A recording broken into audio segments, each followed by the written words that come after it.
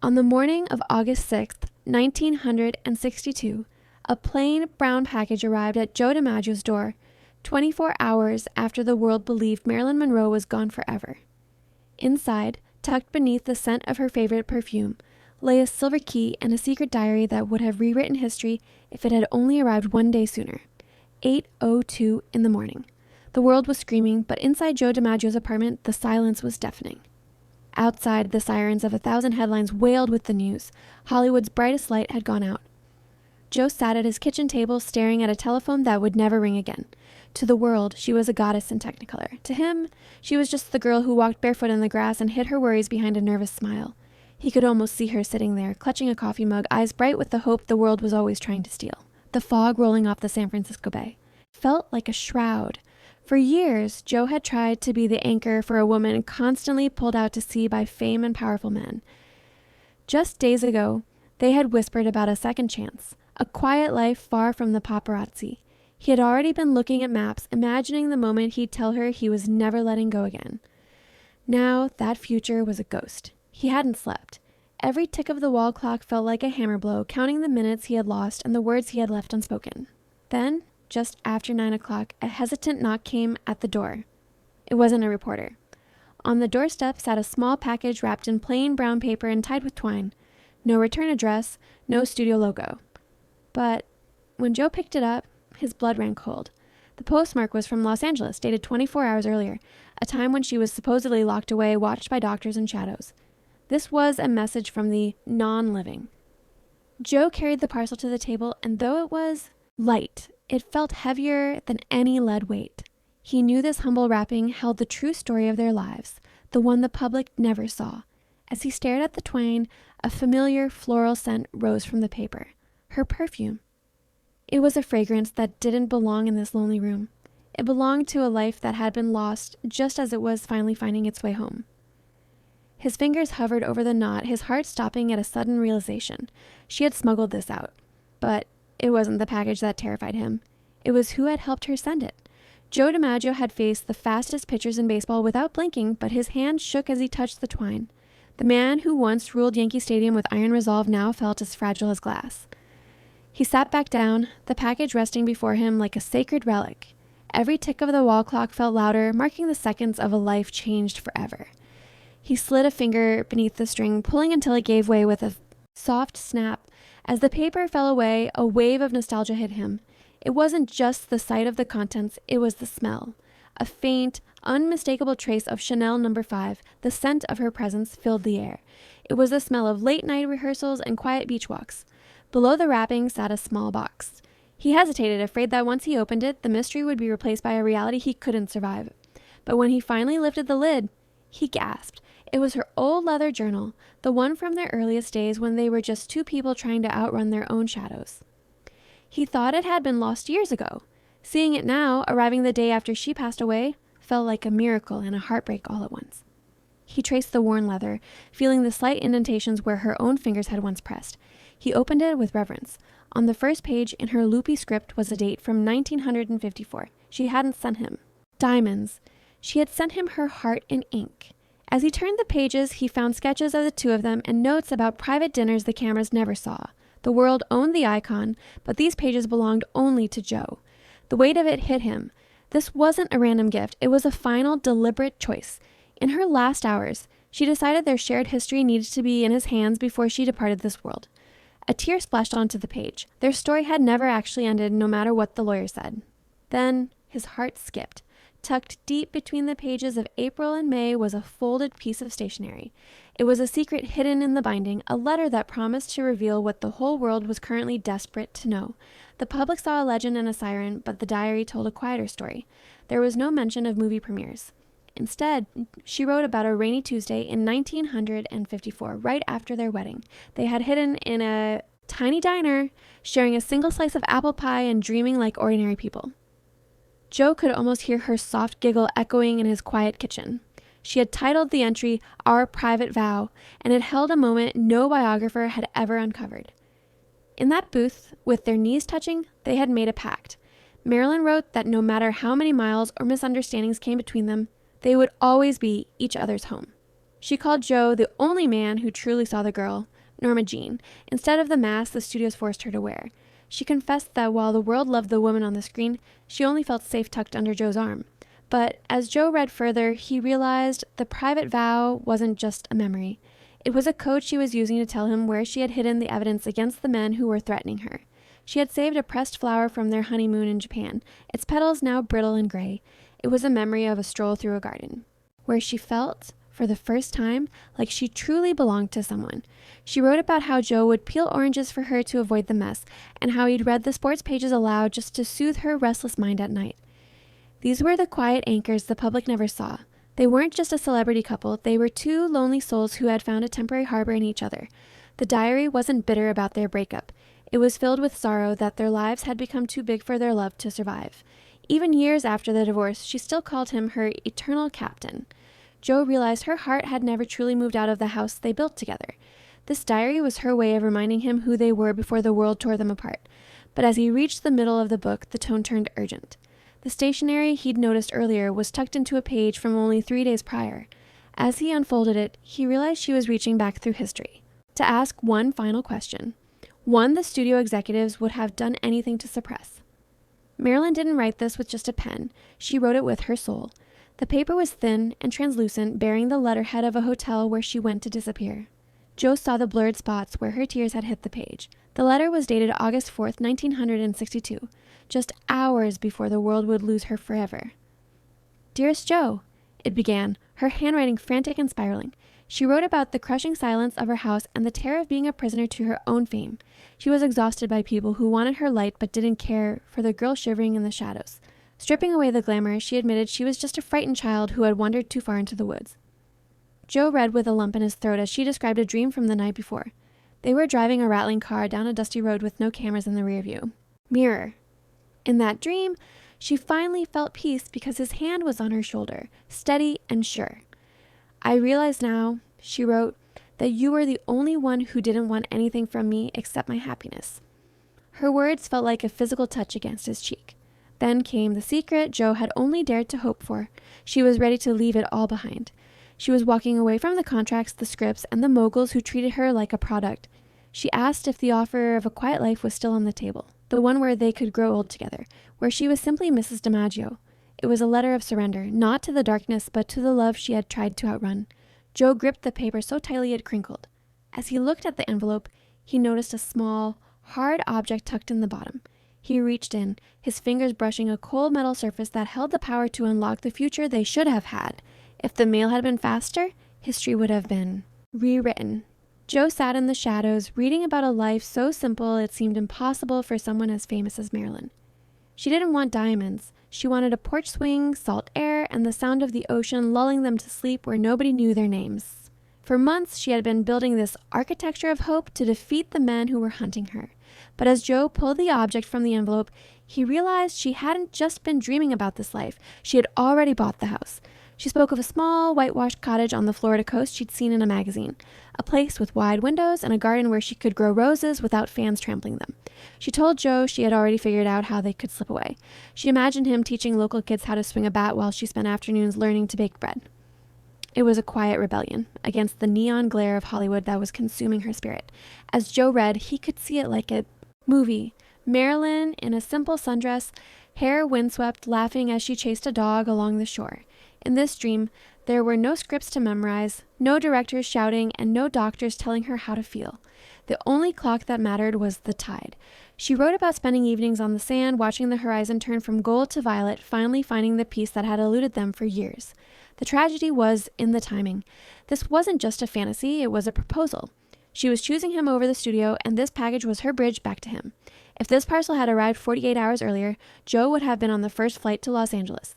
He would have swept her up and carried her to that cottage before the world could lay another finger on her. It was a crushing heartbreak, realizing they were standing on the threshold of paradise, only to have the door slammed shut by a few hours of delay. The letter ended with a promise. She would be waiting for his call.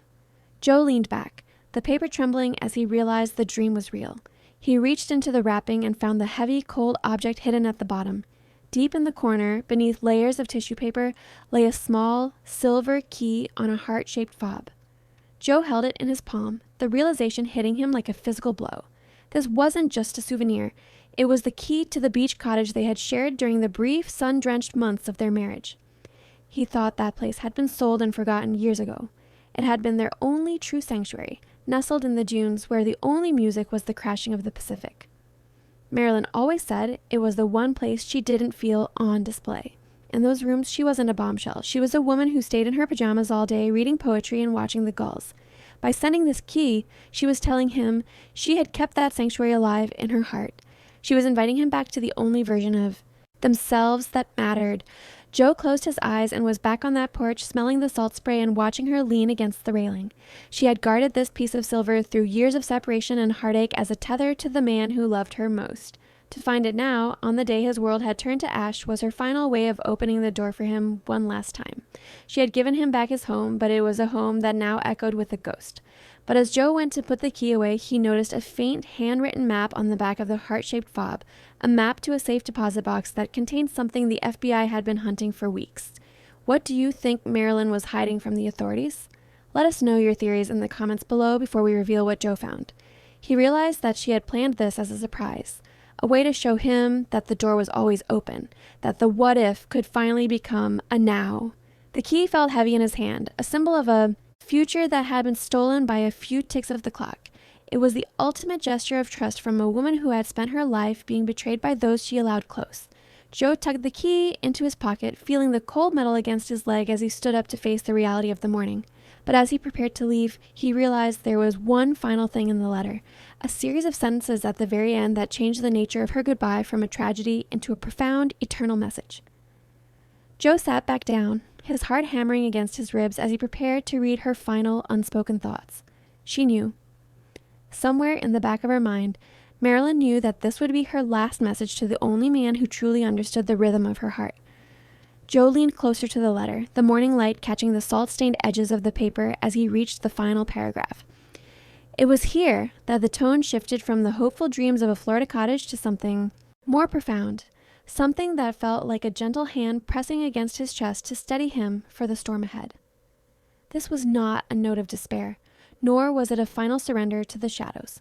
It was a love letter to a future she feared she might not reach, written with the clarity that only comes when the world finally falls silent. I want you to remember, she wrote, that even if the morning comes and I am not there to answer the telephone, you must never believe I left you by choice. The ink here was thick and dark, as if she had pressed the pen down with every ounce of strength she had left. She spoke to him not as the world's most famous woman, but as the girl who used to sit on the kitchen counter watching him make coffee in the early hours of the day. She told him that the light the world saw was often a heavy burden to carry, but the light he saw in her was the only one that ever made her feel beautiful. It was a private, vulnerable confession that stripped away the Hollywood veneer, leaving behind nothing but the raw, aching truth of a woman who just wanted to be enough for the man she loved. Joe felt his composure crack as he read her description of their bond. She called him her anchor in the deep, the one person who didn't want to change her or own her, but simply wanted to protect her from the vultures circling her life. She wrote that she had sent this package because she wanted him to have the evidence of her devotion, a tangible reminder of the years they had spent trying to find their way back to one another.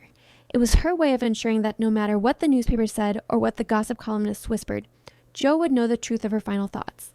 Her last words on the page were a simple, heart-rending request. Please don't let them turn me into a ghost, Joe. Keep the girl alive. If Marilyn's words moved you, please hit the like button. It helps us ensure that her story, and the girl she really was, reaches more people. The finality of the letter hit him with the force of a physical blow. To the rest of the world, her departure was a sensational headline, a mystery to be picked apart by strangers who never knew the sound of her real laugh. But to Joe, it was the ending of a conversation that had been decades in the making.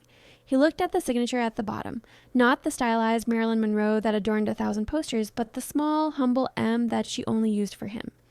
It was a signature of trust, a final "I love you," whispered across the distance of a single night. As Joe slowly folded the letter, he felt a new sense of purpose beginning to stir beneath the crushing weight of his grief. He realized that he wasn't just a man who had lost the love of his life, he was the guardian of her true story, the one person who held the key to the woman behind the myth. He stood up from the table, his eyes fixed on the silver key and the worn diary, making a silent vow that would define the rest of his years on this earth. Joe looked at the clock and saw that the morning was moving on without mercy, but he was no longer just a man paralyzed by the weight of a monumental loss. The air in the room seemed to shift as he stood up, his tall frame casting a long shadow over the kitchen table where the remnants of Marilyn's final message lay scattered. He felt a sudden, fierce heat rising in his chest, a protective fire that had once defined his days as the Yankee Clipper. For years he had watched from the sidelines as the world treated her like a piece of public property, tearing at her spirit until there was almost nothing left. But as he clutched the silver key in his palm, Joe realized that her passing had not ended his duty to her. It had only made his role as her protector more sacred.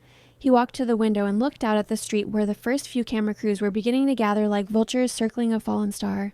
They wanted the scandal, the tragedy, and the glittering ruins of a Hollywood icon. But Joe knew they would never have the girl he had just rediscovered in those pages.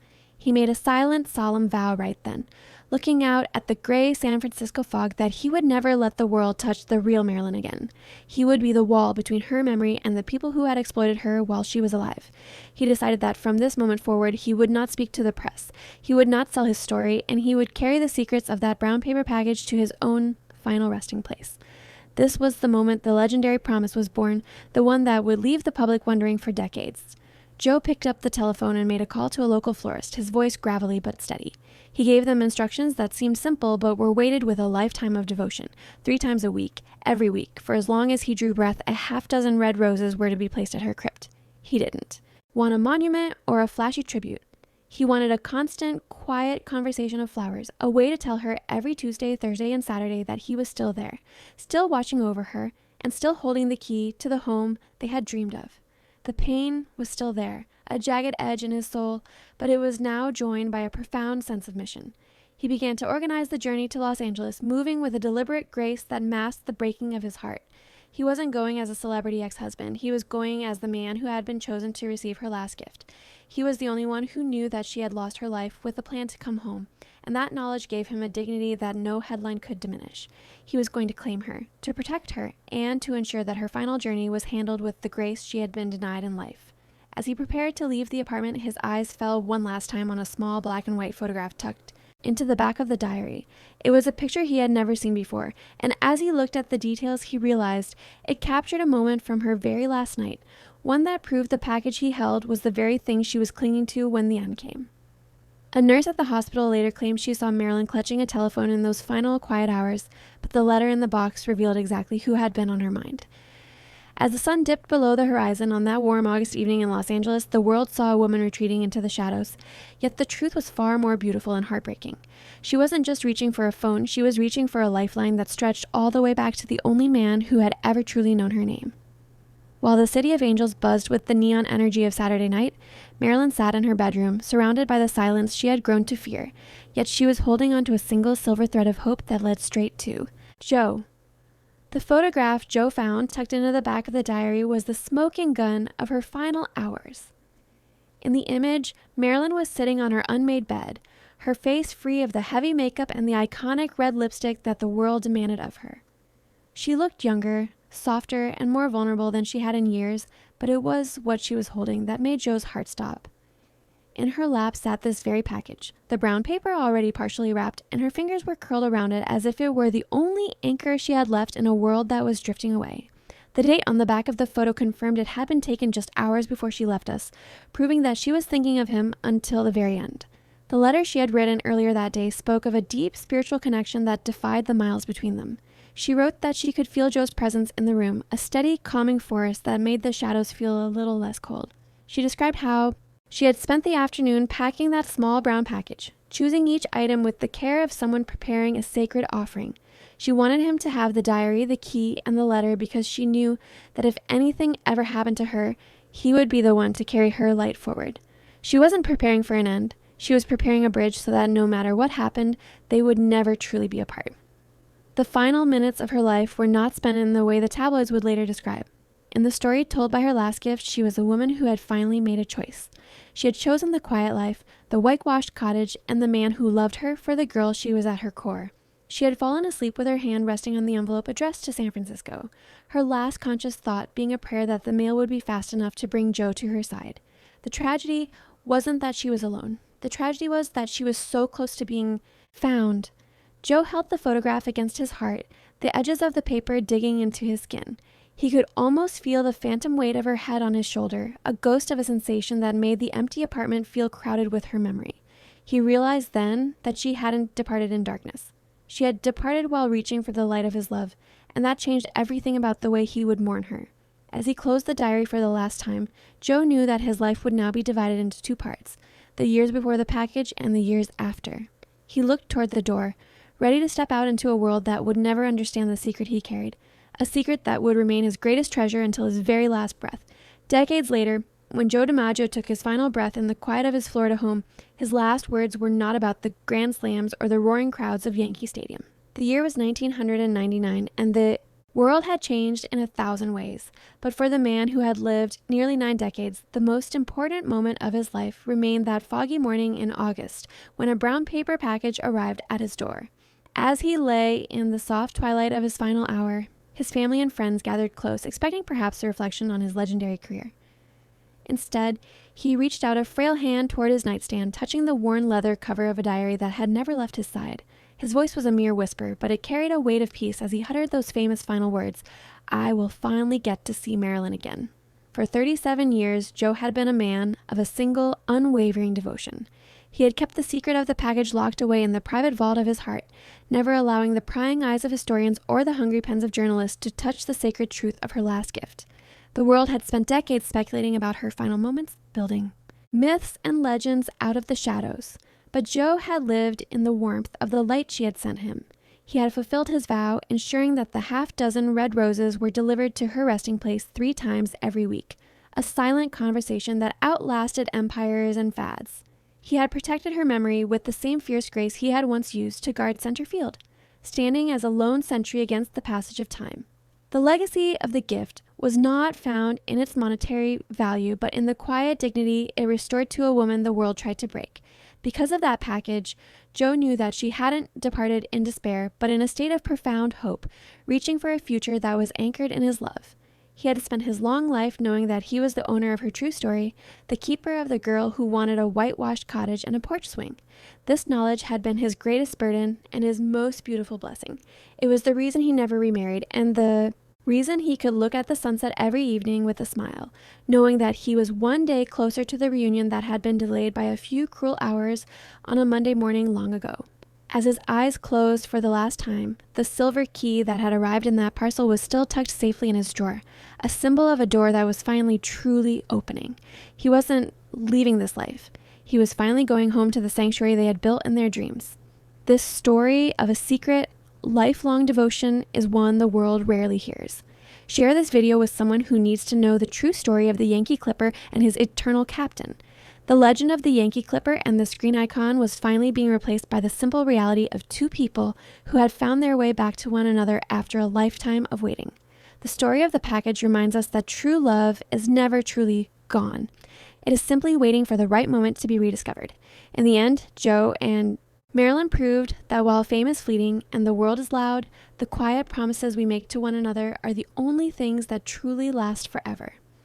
He could finally rest, knowing that the package had done its work and the girl he loved was waiting for him on a beach where the sun never set. If this untold chapter of Joe and Marilyn's story moved you, please hit the like button and subscribe to help us keep their true memory alive.